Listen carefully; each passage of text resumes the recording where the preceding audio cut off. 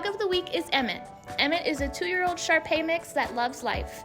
He was in a loving home with older children this last year, but a new baby is on the way and he has too much energy for an infant. Emmett is sweet, playful, and can't wait to be back in a home like he deserves.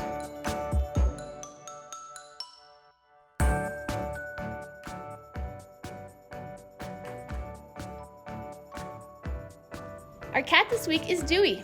Dewey is an 8-year-old sweetheart who loves affection. He gets along with other cats and just wants a home to spend his golden years. Come fall in love with him today.